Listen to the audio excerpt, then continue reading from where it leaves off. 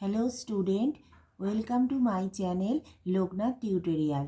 আজ আমি তোমাদের ক্লাস 11-এ রাষ্ট্রবিজ্ঞান বিষয়ে সেকেন্ড সেমিস্টারের প্রথম অধ্যায়ের কিছু 3 নাম্বার 4 নাম্বার অথবা 6 নাম্বারের কিছু প্রশ্ন তোমাদের আমি আজকে পোস্ট করব, যেগুলো তোমাদের সেকেন্ড সেমিস্টার পরীক্ষার জন্য খুবই ইম্পর্টেন্ট।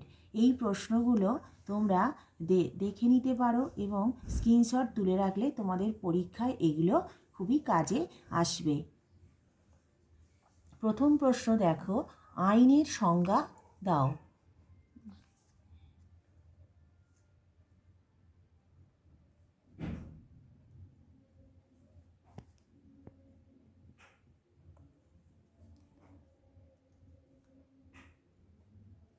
আশা করছি তোমরা প্রথম প্রশ্নটা দেখে নিয়েছো। এবার দ্বিতীয় প্রশ্ন দেখো, আইনের বিভিন্ন উৎসগুলি আলোচনা করো। এটার মান হচ্ছে 6। এটা একটু বড় প্রশ্ন। হ্যাঁ, এটা বিভিন্ন পয়েন্ট আছে যেগুলো তোমাদের একটু দেখে দেখে মুখস্থ করতে হবে।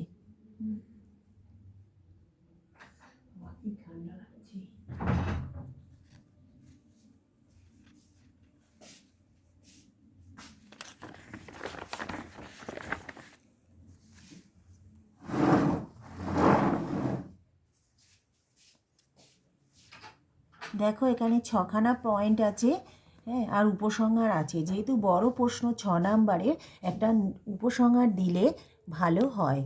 এই প্রশ্নের উত্তরগুলো তোমরা স্ক্রিনশট তুলে নিতে পারো। এবার 3 নাম্বার প্রশ্ন দেখো, আন্তর্জাতিক আইন বলতে কি বোঝো? এটা 2 অথবা 3 নাম্বারের হবে।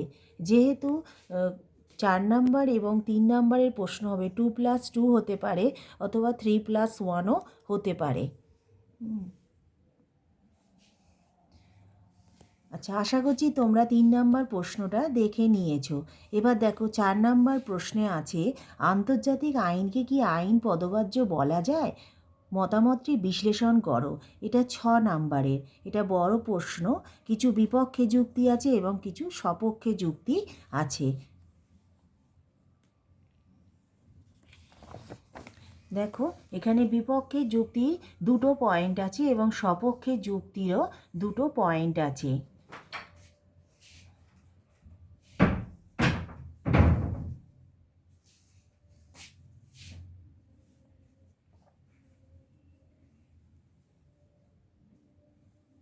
এবং মূল্যায়ন আছে। যেহেতু 6 নাম্বার প্রশ্নে আমি বারবার বলে দিচ্ছি, একটি মূল্যায়ন দিতে হবে।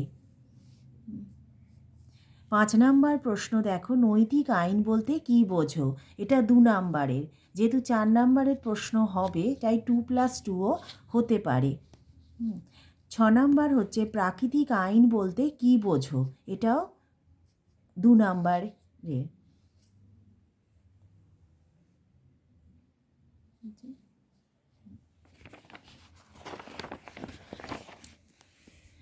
এবার 7 নাম্বারের প্রশ্ন দেখো, সাম্য ও স্বাধীনতার মধ্যে সম্পর্ক।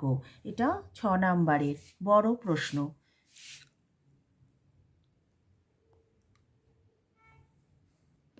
এই উত্তরগুলো তোমরা স্ক্রিনশট তুলে নিলে তোমাদের সেকেন্ড সেমিস্টারে এগুলো কাজে আসবে।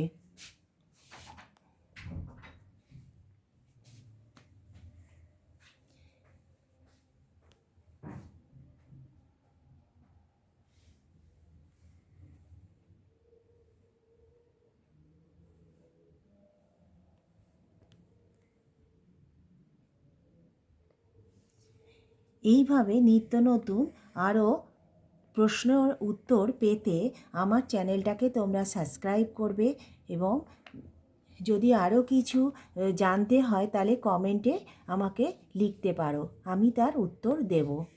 আজ এই পর্যন্তই রাখলাম।